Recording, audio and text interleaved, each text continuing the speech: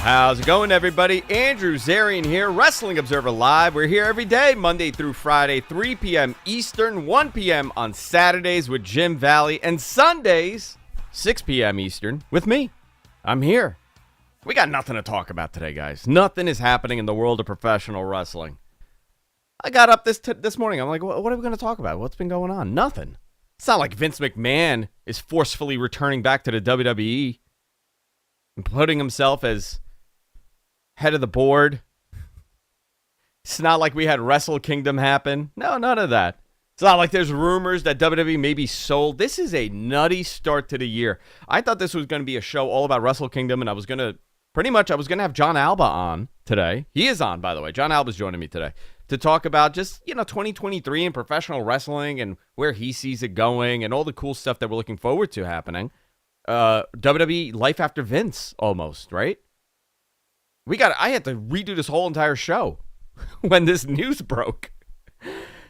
Came out late this week that Vince McMahon is returning back to WWE. WWE put out a press release. We're going to talk about that after our break and all the fallout from this. What does this mean? What does this mean for the company possibly being sold? What does this mean for TV rights? What does this mean for the current structure of the company? This is a wild, wild story. I mean, I don't think if there was a Netflix movie that came out, I don't think they could do a better job than this. When we come back, John Alba joining me to break all of this down with you guys. Wrestling Observer Live Sunday edition on Sports Byline. We'll be back right after this.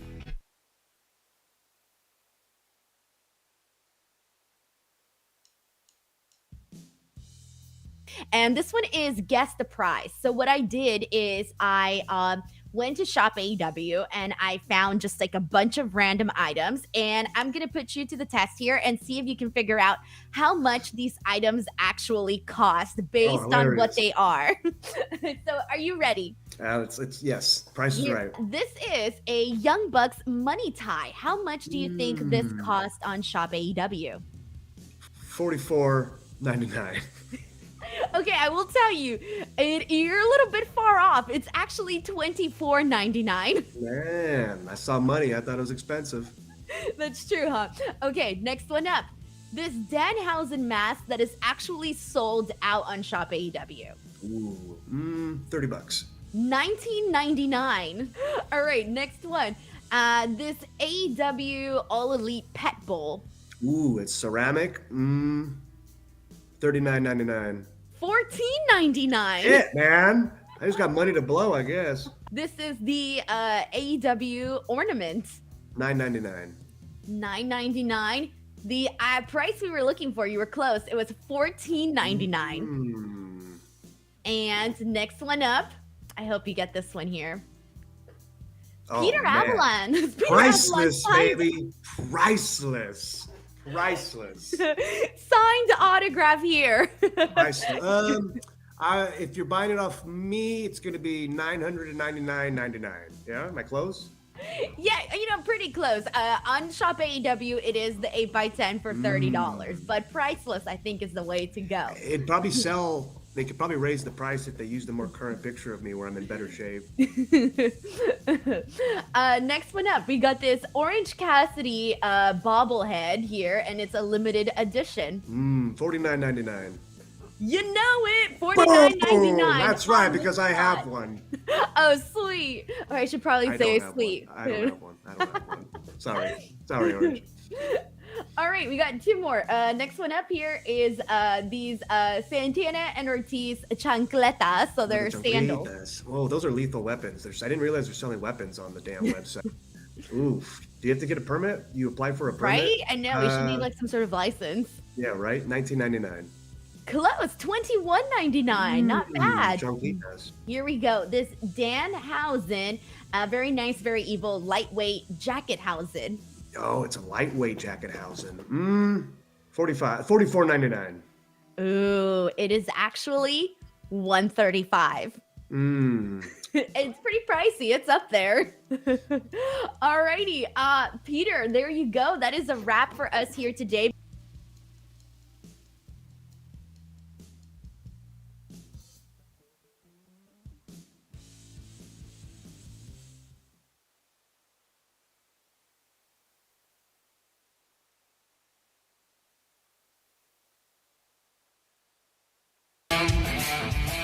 Wrestling Observer Live Sunday edition here. Andrew Zarin. I'm joined by a good friend of mine, John Alba. What's going on, John? What's up, man? This is very exciting. You're not seeing double out there. This is real and living color, hair to hair, mano a mano. It's great to see you, buddy. Happy New Year to you. Happy New Year to you. I always say there's three people in the podcasting, in the pro wrestling podcasting business that have the top three hair. Actually, let's say four. Chris Van Vliet, for sure. John Alba, myself, and Eric Bischoff. Three guys with great hair in professional wrestling. But this is fake. This thing just detaches. I glue this thing on. You got to see me. I'm walking through Penn Station, going to work. That if it's raining, the glue's coming off. It's terrible. It's a disaster. A lot to talk about. Talk about hair.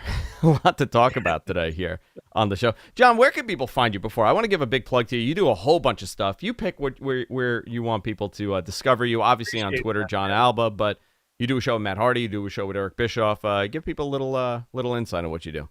Yeah, you can check out The Extreme Life of Matt Hardy, which I truthfully believe Matt is one of the most insightful pro wrestling minds in the industry and an outstanding storyteller.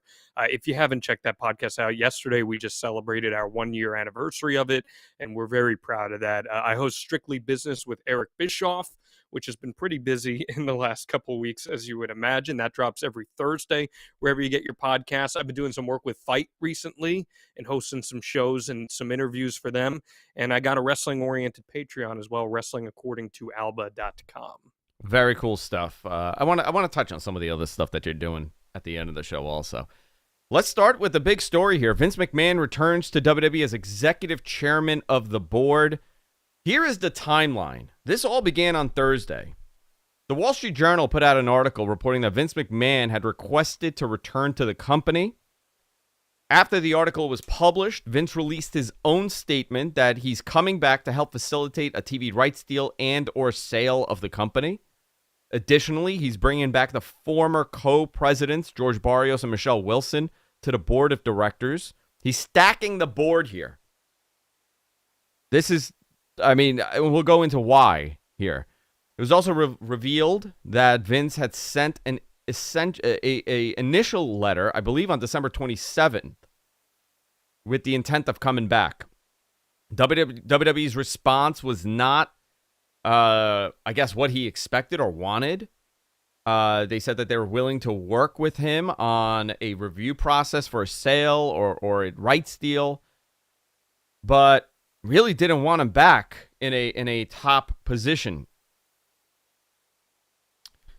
In the last letter back to the board from Vince, he said that he would not approve any rights deals or sale unless he was involved from the onset of the negotiation. Note, Vince also has 81% voting power here. 81% of the Class B stock. So let's go through Thursday. You were posting a lot about this on Twitter. I saw the Wall Street Journal story happen at the time. And you make phone calls and you ask people and you kind of hear, everybody starts scrambling at that point. So it kind of I'll tell you, John, I think John is more of a journalist than I am. I'm not really a journalist. John actually does his due diligence. I have, my sources, and I've been pretty clear. I have a lot of friends in media and I'm told things. John actually goes out there and starts digging, much like Sean Ross Sapp, another great journalist, and Dave Meltzer, too. I start asking people, I don't know what's true at this point, because everybody has their own opinion on this, because it is a very hot topic. What was your initial thought on Thursday when this story came out? Well, I think you have to go back even a little further than that, Andrew, because I want to say it was about 3.5 weeks ago or so, we saw that last Wall Street Journal report that mentioned that Vince was potentially going to position himself for a return to the company. And I shot out some messages when that report dropped, including to someone who's pretty high up in the company. And I said to them, what do you think are the chances that something like this could actually happen? And they go, 4 out of 10. Wow. And I'm like, 40% chance is still higher than I would have thought, but that's not like super high. Thursday rolls around, I get a DM that says 8 out of 10. And then on Friday morning, I get a DM that says 10 out of 10. Yeah, well, I'll go even further back. I had dinner with somebody from there, And it was like, happy days are here. Hallelujah. I was told the odds of him coming back in that position are very low. People that you would imagine that would want him back really are thriving right now and don't want him back. Things are good. It's a well-oiled machine, and it would only disrupt things. Yeah. Now, that was 2 weeks or maybe 3 weeks prior to all this happening. Mm-hmm. I think it was December 20th was the first letter that was sent from Vince to the board, and then it was a week later that the board responded on December 27th, and in that letter, they could not have been more clear that they felt it was not in the best interest for him to return. And not only did they make that clear, they said unanimously. The word unanimous was used in the letter sent back to Vince, that unanimously, which includes, of course, his daughter, his son-in-law, and Nick Khan, they felt that it was not in the best interest he returned. And that letter back mentioned non-public information that the board was aware of. Now, you could look at that from, wow, they have information, or it could have just been a leveraging tool to try to convince him not to come back. And then it was a few days later, New Year's Eve, I believe, he shot back the next response where, yes, as you said, he basically said, I'm going to hold this company hostage and I'm not going to sign off on anything without being the executive chair. Yeah, I mean, these letters from both sides were so well crafted. Obviously, every word matters. In Vince's letter, when he said he doesn't intend on changing management, intend is the key word. He didn't say he's not going to. WWE's response back was that they're happy to hear that there's no intention on changing the management. So again, intention is in there.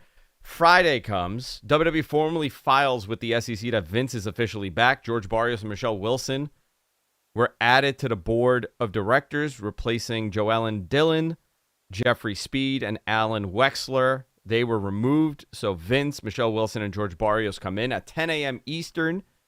WWE issued a press release in that they welcome Vince McMahon's return and looking forward to exploring all strategic alternatives to maximize shareholder value. If there was any kind of corporate double talk that you want to show as an example in some sort of study, this is the best example of that. Exploring all strategic alternatives to maximize shareholder value.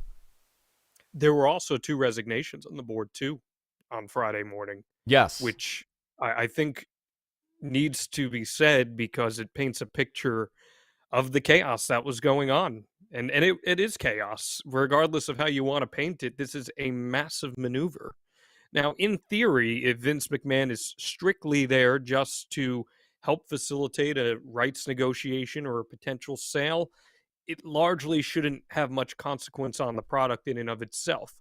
But as all of us who have followed Vince McMahon's career very closely, we know that the likelihood of that remains to be seen, in that the responsibilities will be restricted to just that. Yeah, I believe one of them was Manjeet Singh, and he is an executive at Sony. I can't remember offhand who the second person was. But here's the positive here. The stock market exploded at this news. At one point going above 20%. It was up 17% upon hearing about a possible sale. Around 3:30 in the afternoon, between 3 and 3:30, there was an all-hands-on-deck Zoom meeting with employees. Talent was not in this meeting. Employees were told there will also not be any changes to the management team or their responsibilities, including the roles held by Triple H, Stephanie McMahon, or Nick Khan.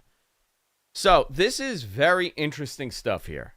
Chaos, of course. I've been in the corporate world for about 20 years now in some capacity, on and off. I sometimes lose my mind and I quit and I take a 24-month sabbatical and then I go to another place sometimes. This stuff happens all the time. However, not so public. Not as public as this. When we get back, we're going to go more into this story because why not? It's a humongous story here, and it's going to change the entire path of this company for the future. Wrestling Observer Live Sunday edition here on Sports Byline. We'll be back right after this.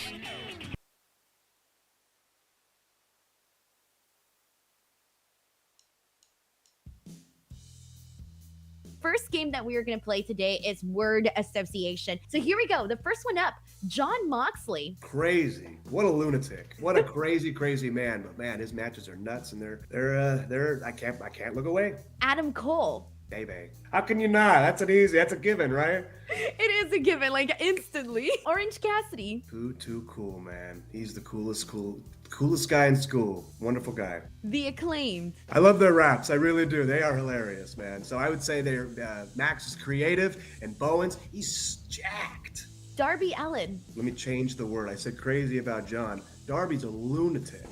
A lunatic. What's the craziest thing you've seen him do? Exist. His entire existence is kind of nutty. Adam Page. I guess I more so just have a story that he's a very, very sweet. He keeps to himself, but anytime we've passed by, he's the first one to say hello, looks me in the face, and he's just, it's just the way he treats people is very endearing. So I can't get enough of Adam Page. So to see his success is wonderful, and I love that he was champion and he was my champ. Brandon Cutler. Piece of shit.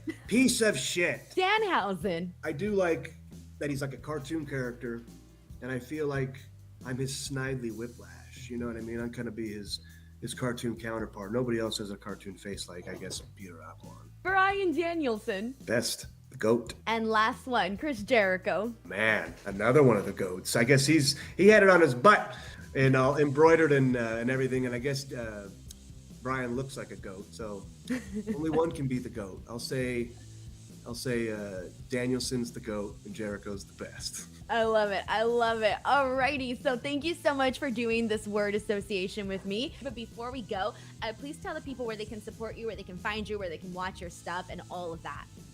You can catch me twitter.com/Pavalon, Instagram.com/PPA all day. I have a website, peteravalon.com. You can see me kicking ass at New Japan. That's right. I'll be there November, December when we're out in LA. You can see me on AEW. I just had my match with Brandon Cutler. So go back, review that, see how incredible I am in victory. Catch my show, Championship Wrestling. And just keep a lookout for Big Pete.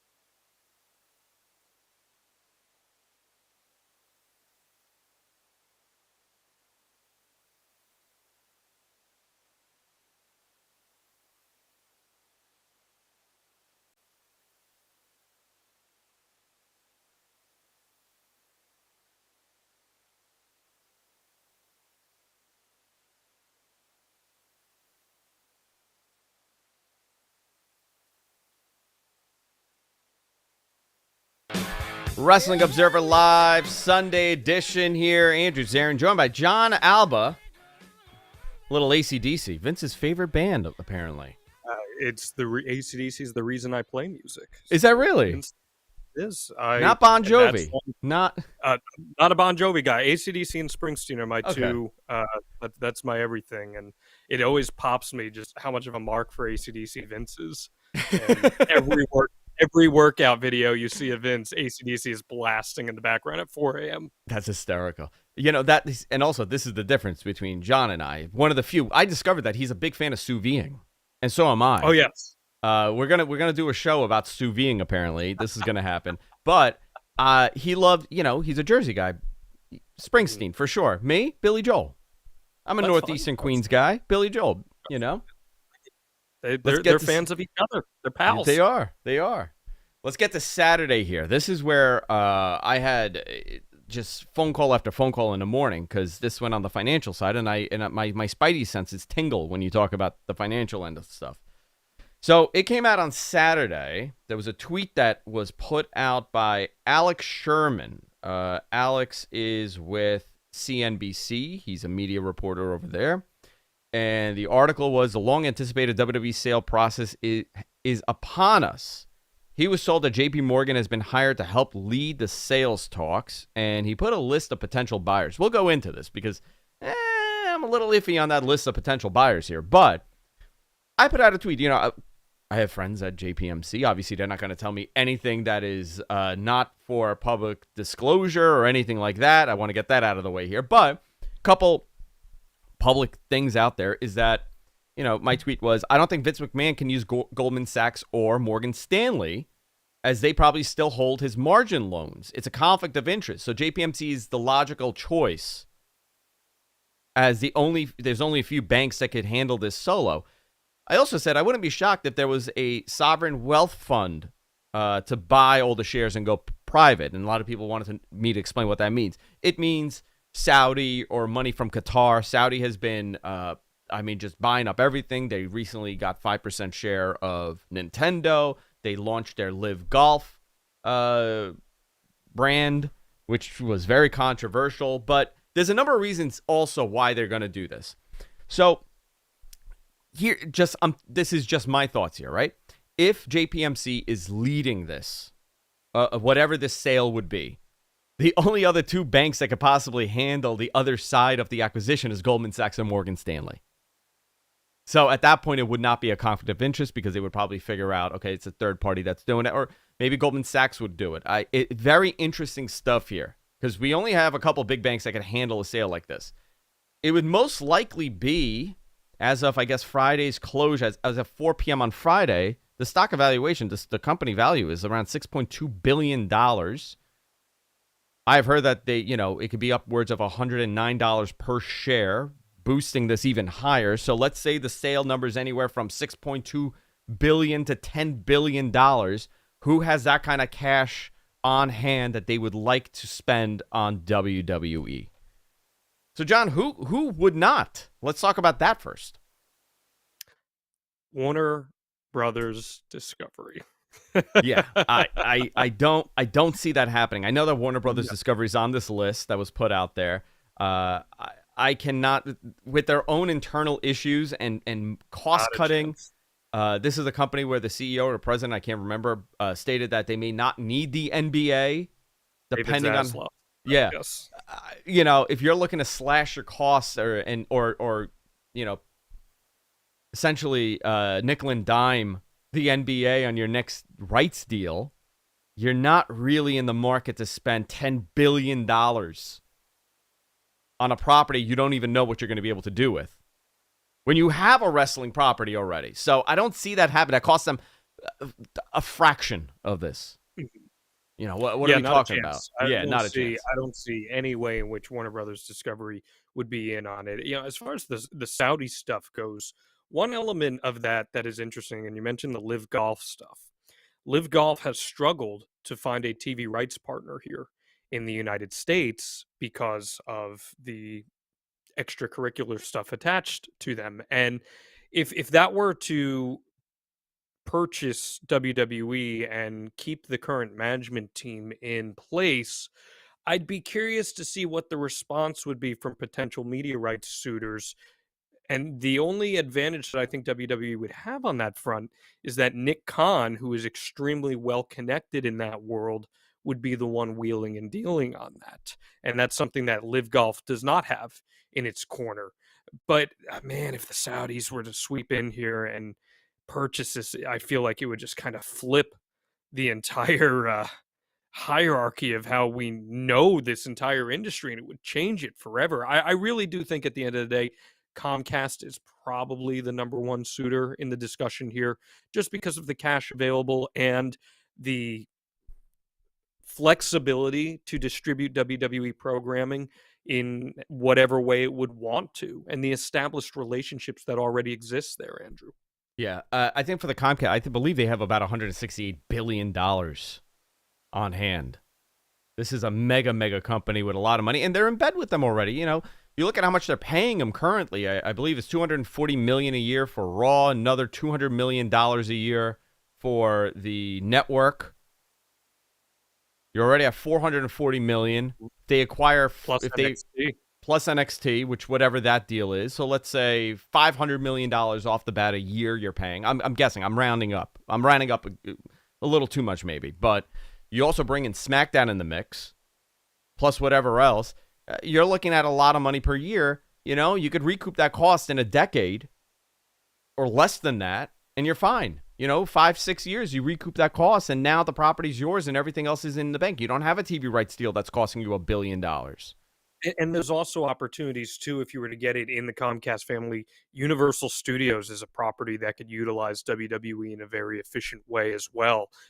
Whether it's a content, whether it's with theme parks, there's other types of branding that WWE would fit in intellectual property wise, which is why I really do believe that would be a pretty desirable buyer for WWE. But there's also companies like Endeavor, which maybe if there were to be a sale there, maybe the company goes private. And Andrew, the biggest thing for me, and I'm curious your thoughts, should a buy happen, could you see one of the parameters of a deal being that Vince McMahon and the management team remain in charge here?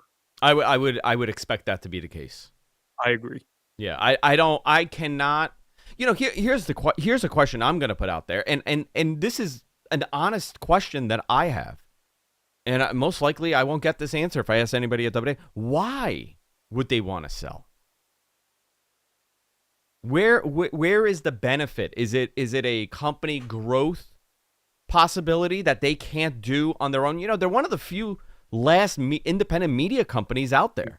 They're really name me another media company, and I'm not talking about live, obviously sports. I'm not talking about the NFL, NBA. A media company that's independent on their own, that produces the content they produce, that generates the revenue that they generate. It doesn't really exist anymore. Well, and I think that's why a lot of people suspect that this move from Vince was strictly in the name of a sale so that he could finagle his way back in. And the press release Friday even stated that just because this is the intent, it doesn't guarantee that a sale would happen. Yeah, that also is part of it, that they're not really, maybe it's a negotiation bluff, for a better deal. That also could be. I mean, at the end of the day, we know for a fact the media rights deals are coming up here, so that is a significant asset of the conversation that is in play. Yeah, but you know what's interesting? Neither you or myself or most other people that are talking about this and covering, nobody's talking about Fox. Everybody's talking about Disney. Well, Disney could buy them. Nobody's even mentioning Fox, and they do pretty well on Fox. I don't know how much money Fox is making with the ad sales. Somebody told me that they're above breaking even. I never was able to verify that. I should ask Dave, actually. He would probably know that a little bit more. But nobody's discussing Fox. Is it a lack of confidence in what Fox could do with WWE, or is it that maybe they're not really a contender because they have all their other issues between Fox News and Fox Property and selling off to Disney? What they're doing on the corporate side. I mean, I don't think you can ever discount the Murdochs ever in any conversation, especially since Rupert Murdoch and Vince McMahon are kind of cut from the same cloth at the end of the day. But I do think Fox, as it stands right now, doesn't have the depth of property space that a company like Comcast has, especially where like Fox broadcasts, there's usually a hard cut at 10 p.m. for prime time. And that is another thing, by the way. If NBC Universal and Comcast were to acquire WWE in full, you would have to think the expectation would be that Raw or SmackDown would come to broadcast television on the NBC side. And NBC might not want to go beyond 10 p.m. for broadcast as well. So there are a lot of different wheels in motion in play here that maybe not everyone's thinking about on the surface. Yeah. Very interesting stuff here. This is changing the entire trajectory of the year for this company. 2022 was a very strong optics year for this company. People that were very much over WWE, Cody went over. That was a big hit to AEW. Vince McMahon is leaving. Second half of the year, creative was much better. Obviously, they had issues, but a lot of people's favorites came back. You saw people seeing that maybe the grass is greener on the other side. It's not. I feel bad for the people that came back, thinking things are going to be totally different for them, and they're going to have this ability to rise in the company. And, things are going back to how it was. A lot more to talk about here. Wrestling Observer Live Sunday edition. We'll be right back after this.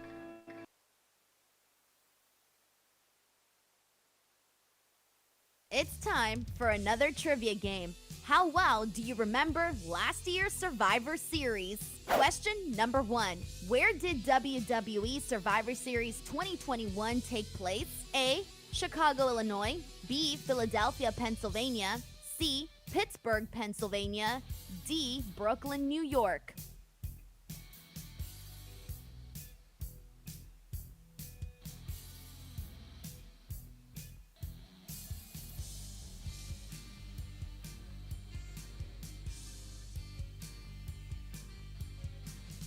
The correct answer we were looking for is Brooklyn, New York. The event was held at the Barclays Center. Question number 2. This Survivor Series celebrated the 25th anniversary of The Rock's WWE debut back at the 1996 Survivor Series. A 25-man battle royal took place. Who won? A. Ricochet. B. Dolph Ziggler. C. Montez Ford. D. None of the above.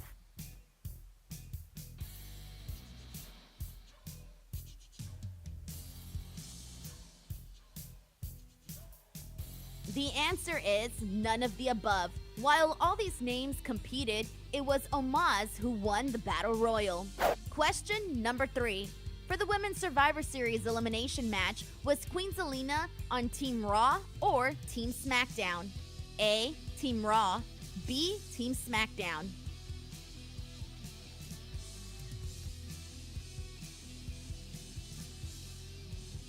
Queen Zelina was part of Team Raw along with Bianca Belair, Rhea Ripley, Liv Morgan, and Carmella. Question number 4. Who had the most eliminations in the Women's Survivor Series match? A. Toni Storm. B. Sasha Banks. C. Bianca Belair. D. Shayna Baszler.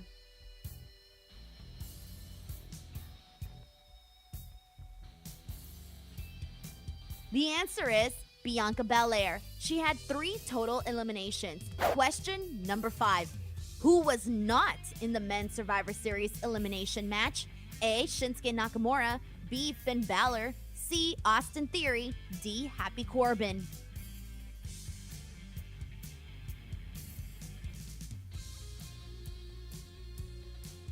The correct answer is Shinsuke Nakamura. He was not part of it because he wrestled Damian Priest that night on the pre-show. Team Raw was actually composed of Seth Rollins, Finn Balor, Kevin Owens, Austin Theory, and Bobby Lashley. They defeated Team SmackDown, which was composed of Drew McIntyre, Jeff Hardy, King Woods, Happy Corbin, and Sheamus. And that's a wrap for this Survivor Series trivia. Hope you guys had a good time playing. In the meantime, let's get back to Wrestling Observer Live.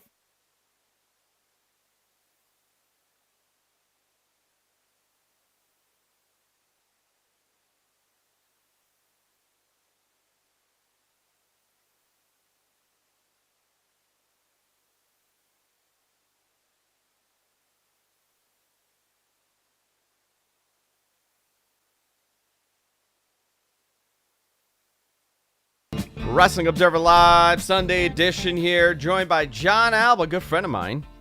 Good friend of mine, John Alba. That's how we're billing you from now on. Not that you do strictly business with Eric Bischoff. Not that you do a podcast with Matt Hardy. That's fantastic.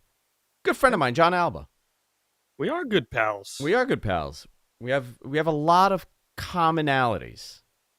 It's actually terrifying. It is actually really funny. But you know what? We're product of the environment. We're both Northeastern guys. You know, this is what happens here. So let's touch on this really quickly. And I want to talk about Wrestle Kingdom because I really saw one of the best matches I've ever seen in my life. One of them. Not saying the match, but one of them on that show. And I really I think this is an opportunity for New Japan to take and run because they're hot right now. After being frozen for almost 3 years, I think this is a good opportunity. But I want to just touch on these couple other things here about the Vince McMahon stuff, and we'll wrap it up.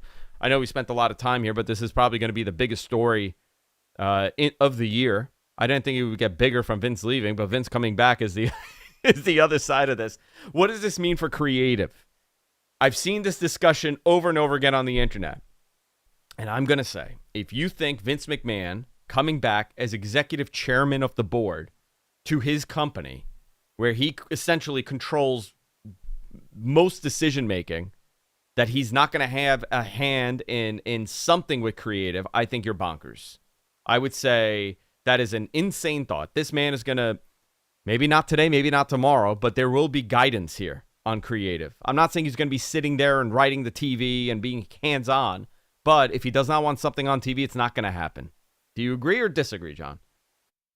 So, should all of the hurdles be cleared? I would agree with that. But there is an element of this that we have to remember, and it's that he still is under SEC investigation. He is. And right now, he is allowed to return to this executive chair role, but to go beyond that role would require SEC approval at this juncture, as far as I understand it. Now, could that change in the coming weeks or months? Absolutely, it could. Yeah. But I'm not convinced that that's going to be something that changes immediately. Could it eventually? Yes, I absolutely agree with you on that. Yeah, you also know how you get the SEC off your back? When you go private. Correct. that's also an option. But I do think it's worth saying this too, Andrew. Like, even if there is a sale doesn't happen immediately. A sale no, not at all. Takes months and months and months, if not even longer than that. Especially if it's two publicly traded companies. Yeah, if it's Comcast, there's regulatory, the FTC's involved, the FCC's involved, there's regulatory people that are involved. It's not super easy. Now, do I think a sale won't happen if Comcast wants to buy it? No, I think it would probably happen. Unless something that we don't know is discovered about this deal. But let me ask you this, gun to your head. Yes. By the end of 2023, has WWE been sold in principle? Even if it's not through, has there been a sale agreed upon? If it was any other company, I would never think that this is a bluff. If it was any other company, just because it's wrestling and we're kind of, it's just a wacky company. It's not like any other corporate structure I've ever seen in my life. It's even though it's a publicly traded company, the way that this was set up from the beginning was that Vince still controls the entire company. It's not like he has the shareholders he has major powerful shareholders that control pieces of that company. Like we saw what happened with Twitter. Saudi Arabia had a big piece. That Saudi investment fund has a big piece of Twitter. And they could have, they were fighting and they were going to, push if they needed to. And they could have made it more difficult. Vince does not have that obstacle. That's the reality of this. He doesn't really have a large hurdle to not do what he wants. I will make a bold prediction because I made a bold prediction on your show about a year ago, and I was right about it. What was it? What was the prediction? Oh, that he's going to wrestle. Yes, you did. That he's going to wrestle, and that I thought that there was a chance that he might gear up to wrestle more than one match, and we've been seeing those reports. So I got another one here. Ready? I think that by WrestleMania weekend, and it might even be announced WrestleMania weekend in the most Vince McMahon way possible, a sale will at least be agreed upon. And the condition of said sale, to whomever it may be, will be that Vince McMahon is the one who's allowed to still drive the ship. That will be a condition of the sale, that Vince McMahon is put unilaterally in control. And I know that sounds like doomsday for a lot of people. And it might be. I don't know. A lot of people, the talent, what is the talent thinking here? What happens to the talent? Will people want to leave? Have you spoken to talent? I have spoken to talent, yes. I have too. And it's not great. No, but what's fascinating? Nobody was shocked. Like one person kind of put it that it was always dangling there, this Vince could come in and do what he's going to do, but they just went with the flow. I don't think people are shocked that this is happening. I think it's more like, come on, I thought we were evolving a little bit here. We'll find out. We'll see. But what does this mean for talent, especially talent that wanted to go back? There's a lot of those guys that wanted to go back. We're going to find that out too. Likelihood of going private, we spoke about that. I'm with you, John. I think this if it's not a ploy to get back into power, I don't know what this could possibly be. Well, also, why would you want to buy it if you're Comcast? I guess to save some money in the long run. Very interesting stuff here. More developing, obviously, in the next couple days. We're going to find out more information on this. But I want to go to something a little bit more fun than corporate talk here. I know, guys. It's a big story. I got to talk about it, right? Wrestle Kingdom 17. I absolutely love the show. I liked it so much better than the previous couple years, obviously for many reasons. One, they had a crowd back. They were very active. They were lively as much as they could be. Mercedes Moné, formerly known as Sasha Banks. It's not Monet, it's Moné. Moné debuted. Very interesting stuff. Attacking Kyrie at the end. Setting up a match between them at Battle in the Valley, February 18th in San Jose. She hit her new finisher on Kyrie, but, she got a lot of crap for that. They were saying that she messed it up. She didn't do the finish. Kyrie, I think, took it wrong. I agree. I think Kyrie took it improperly. What are you going to do? And everybody's nervous a little bit. It's a big show. The show is also going head-to-head with Elimination Chamber, which is interesting. And it's going to be streaming on Fight TV for $19.99, this show. So it's going to be interesting to see. Carl Anderson lost the Never title to Tama Tonga. Some rumors coming out that Tama Tonga might be headed to WWE. Hikuleo also, another rumor about wanting Hikuleo. I think the Hikuleo thing is going to happen. Talking to a couple of people, I think Hikuleo is headed over there. And why not? 6'8", 6'9", big guy. How could they not? Yeah, regardless of what Paul Levesque or Vince McMahon's in charge, that's an acquisition you want on that. Yeah, of course. Yes. I mean, you don't get guys like that too often that are kind of connected in pro wrestling, Let's talk about the match of the night for me. Listen, Okada and Jay White, fantastic match. Any other card, any other show that did not have Kenny Omega and Will Ospreay on it, it would have been match of the night, a match of the year contender. But Kenny Omega and Will Ospreay, they tore that building down. Kenny Omega defeated Ospreay to win the IWGP United States title for the second time. This was a classic. What did you think of this, John? How amped up, Andrew, did you get seeing Kenny Omega be Japan Kenny Omega again? Just that elite next-tier pro wrestler. Not to say he hasn't been great in AEW, because he has been. But we also know he was hurt for a while. And the way he was booked as champion was in a very different way than the cleaner that we saw in New Japan. This was, to borrow a Michael Colism, this was vintage Kenny Omega in about every way possible. It was fantastic, man. You kind of forget, he came to the States, he changed his style up. Obviously, he was hurt for the majority of his AEW run. He was very banged up. This is a fresh Kenny. This is the best that we've seen him since leaving New Japan. I kind of wish he came out to his entrance was awesome, right? But I really wanted to see Devil Sky, an entrance with that come out. Dude, and you know what? Let's give it up for Ospreay. He is really one of the best in the world. He is. Remarkable. And I was really happy that they went the storytelling route with this match, where it could have just been a bunch of exceptional moves, and people would have loved it if it was just that. But they really went to tell a story and build some empathy on Will Ospreay, a guy who's kind of hard to build a little bit of empathy on. And it was a very violent match, too. I was almost surprised by how violent the match was. And clearly, Andrew, you got to think there's going to be a return at some point later this year, potentially, as far as I see it, maybe Forbidden Door 2. Yeah, I would think that would be it. That you would have to do it in the States. You would have to do that match in the States. And also you would have to do... listen, I think at the end of the day, you really want to do Okada and Omega again. Yeah. And you want to do them...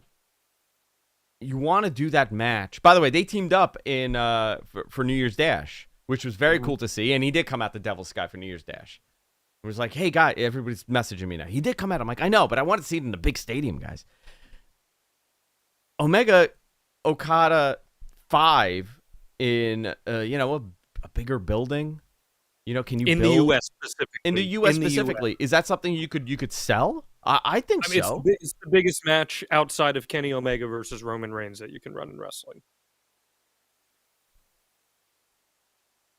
My children are screaming. I don't know if you heard that, John. And either a mouse is running across the street or there's a home invasion happening here. I don't know what's happening, but they were screaming bloody murder just now. Things have settled. We'll find out after during the break what's happening. And I got soundproof doors in the studio, so who knows what's happening. That's impressive then. Very impressive. I honestly believe that Omega versus Okada in the U.S. is one of the premier matches left that you can possibly run in the United States. Tony Khan probably recognizes that, but we've seen how vulnerable Kenny Omega is to injury. At some point, you got to run that match before it becomes too late. Yeah, and you know, I said this when CM Punk came to AEW. I said, you know, I know that he has time on his contract. He has a couple years, but you want to get these matches out because he's older. You know, he's banged up. He talks about how everything hurts him after his matches, and he's being sincere. He's not doing it to cut a promo. He honestly is in pain. He's a guy that worked the indies and a very different style for years. Get these matches out there. I wanted to see him and Danielson, him and Omega, you know, and I think they were working their way to that. But obviously what happened. The other big story is CM Punk possibly wants to make things work with them. I would be very surprised. I would be very Extremely surprised too. But, however, if there was ever a huge money opportunity, this would be it. Of course, and I get, at the absolutely. end of the day, listen, at the end of the day, and I say this all the time, it is a very strange business, but at the end of the day, money matters and money talks. And if you have an opportunity to create this blockbuster moment that you don't get too often, you get once every 5 years, once every decade, to put together a feud or a program like this based off of reality. If you can make it work, you will make it work. And I don't think anybody obviously things were said, things happened. It's terrible how this went. Nobody wanted it to go this way. But if there was ever an opportunity to make it work, this is it. Wrestling Observer Live, Sunday edition.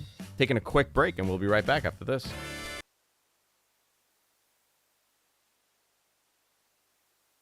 It's time to play Which Movie Did Dave Batista Say This Line In? Quote number 1. I like your knife, I'm keeping it. Did Batista say this in A, Army of the Dead, B, Stuber, C, Dune, or D, Guardians of the Galaxy?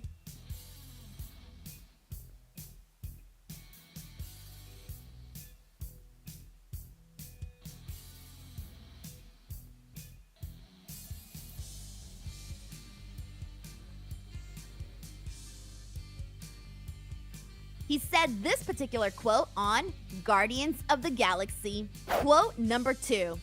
I think I broke something deep inside. Did he say this line on My Spy, Guardians of the Galaxy, Final Score, or Guardians of the Galaxy Volume 2?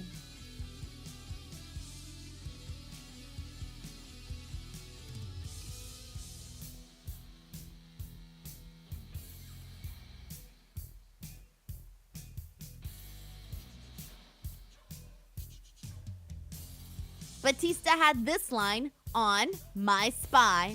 Quote number 3. It's a baby gun. It allows you to fire it while crying. Did Batista say this line in A, Kickboxer Vengeance, B, Stuber, C, Final Score, or D, Army of Thieves?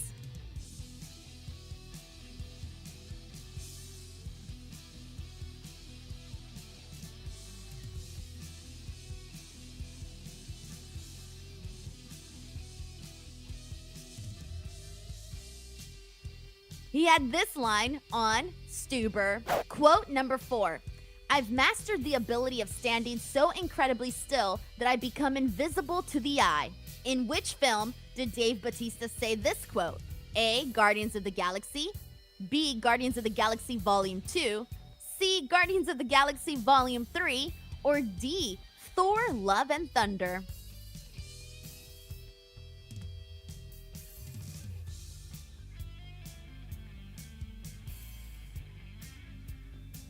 He actually said this line on Guardians of the Galaxy Volume 2. Quote number 5. If it's a choice between dying on the strip and spending another day flipping patties at the Lucky Boy, I'll gamble on a few million. Did Batista say this particular quote in A, Bushwick, B, Riddick, C, Heist, or D, Army of the Dead?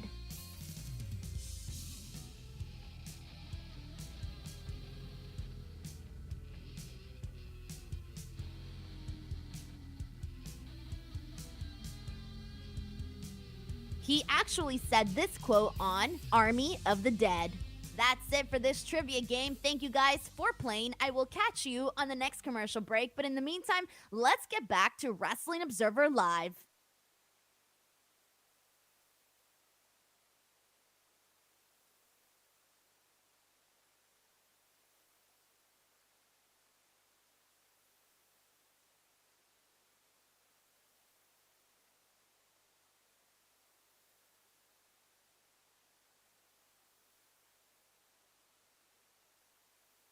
Wrestling Observer Live, Sunday edition, final few minutes of the show. Joined by my friend John Alba. John, talk about all the stuff that you've been doing. You're all over the place. Not in a bad way, in a positive way, in a great way. You're doing shows with a bunch of people. It's amazing. And you're a couple years younger than me. You're far ahead of where I was in the professional wrestling world we're at 30 years old. Talk to us. What have you been up to? I appreciate that, man. And I've been real busy. Obviously, as I said earlier, The Extreme Life of Matt Hardy. We just celebrated our 1-year anniversary with that show. That drops every Friday wherever you get your podcast. Strictly Business with Eric Bischoff, which has been running since April, but we just took it in front of the paywall a few months ago. And it's been really, really fantastic, the response we've gotten to that. A podcast that kind of discusses the business of the wrestling business, which is a little different. Yeah. I've been doing some work with Fight, doing some interviews with them. I got an interview with Josh Alexander from Impact dropping tomorrow as we tape this. And I've got my wrestling Patreon, Wrestling According to Alba. I'm going to do an Ask Alba right after I get off air on this, where people can ask anything. And then I've also got the Alba Media School, which is one-on-one consultations, Andrew, for anyone who kind of wants to dip their toes into the media field, whether it's on air, in editorial, whatever it may be, content creation, podcasting. And you can do one-on-one sessions with me. That's the albamediaschool.com. Listen, you do have an Emmy, okay? That's something I don't have, and I don't think I'll ever have. You have an Emmy, which is unbelievable. People want me to ask you this before we wrap it up. This has come up throughout the entirety of the show. Can Zarian ask Alba percentage on Mercedes showing up at Dynamite on Wednesday? I would say... You know what? Do the WWE answer. Is it a 4 today? Is it an 8 today? Let it play out. Let it play out. Yeah. I would say it is, as of today, a 6 out of 10. A 6 out of 10. Perfect way to end the show. Guys, I had a blast with you all this week on Wrestling Observer Live. Next week, Dave Meltzer will be joining me. I'll see you next time, guys. Take care.